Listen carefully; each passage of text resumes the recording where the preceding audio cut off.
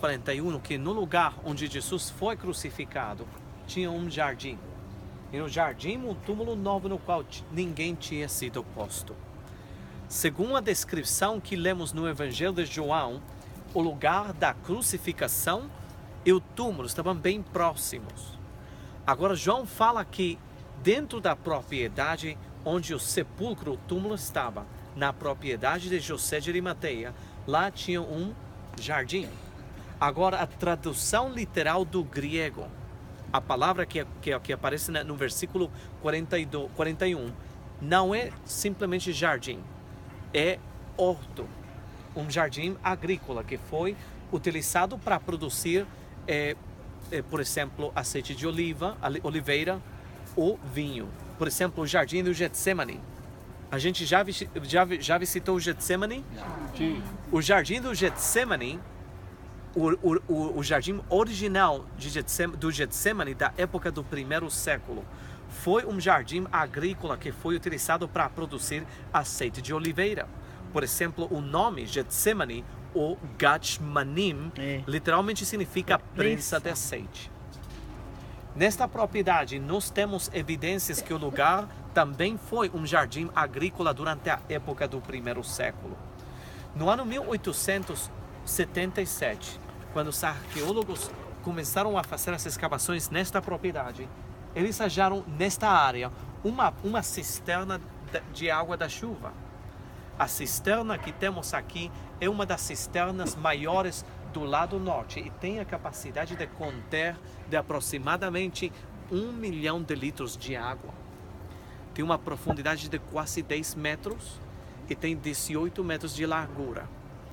Esta aqui é uma das cisternas maiores do lado norte de Jerusalém. Agora, no ano 1924, quando os arqueólogos começaram a fazer as escavações do outro lado da propriedade, eles acharam lá uma prensa de vinho, um lagar, que era da época do primeiro século. Este aqui foi um elemento fundamental para o lugar. Por quê? Porque nos fala que o lugar foi um jardim agrícola, um vinhedo durante a época do primeiro século, aproximadamente durante a época de Nosso Senhor Jesus Cristo. Mas o que é mais importante neste lugar, o elemento fundamental no lugar, é o túmulo vazio. Para nós, como cristãos nascidos de novo, o túmulo vazio e a ressurreição física de nosso Senhor Jesus Cristo são elementos fundamentais para a nossa fé, para a nossa esperança. O apóstolo Paulo fala em 1 Coríntios capítulo 15 que se não tem ressurreição dos mortos, então Cristo não está vivo. E se Cristo não está vivo, então nossa pregação está vazia e sua fé é vã. Mas no versículo 20 o apóstolo Paulo fala, mas Cristo ressurgiu dos mortos. Amém. Aleluia. E Ele é as primícias daqueles que dormem nele. O túmulo que temos aqui foi achado no ano 1867.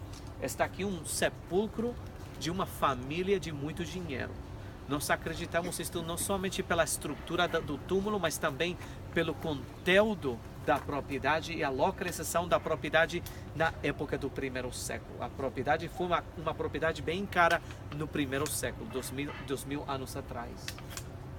Agora, o sepulcro, o túmulo tem duas partes, duas câmaras. A primeira câmara, onde a gente vai visitar agora, era conhecida como a Câmara da Preparação, era conhecida também como a Câmara dos Lamentos. Eles preparavam o corpo dentro da sepultura, aqui dentro da Câmara da Preparação, e dentro da Câmara da Preparação a família tinha um tempo de lamentação. Eles falavam o que em hebraico é o Kadish. O Kadish é uma bênção que a gente fala depois que uma pessoa dentro da família morre. Sim? Depois da bênção, eles transferiam o corpo na direita, que é a Câmara da Sepultura. Dentro da Câmara da Sepultura temos 1, 2, 3 lóculos, 3 lugares de sepulturas. Este aqui foi um sepulcro ancestral para uma família completa. Mas também um sepulcro que temos aqui, um sepulcro vazio, porque ele não está aqui. Porque ele ressurgiu dos mortos. Deus seja louvado. Ele morreu na cruz do Calvário, pagando o preço que ninguém podia pagar. Ou seja, Ele foi sepultado, mas no terceiro dia ele ressurgiu dos mortos. Ele ressurgiu dos mortos porque ele é Deus. O apóstolo Paulo fala em Romanos capítulo 1, no versículo 4, que Jesus Cristo declarou com poder, através do Espírito de Santidade, ter sido o Filho de Deus, através da ressurreição dos mortos. Ele está vivo hoje para dar vida nova a todos aqueles que põem a sua fé e sua confiança no sacrifício que ele fez por nós na cruz do Calvário.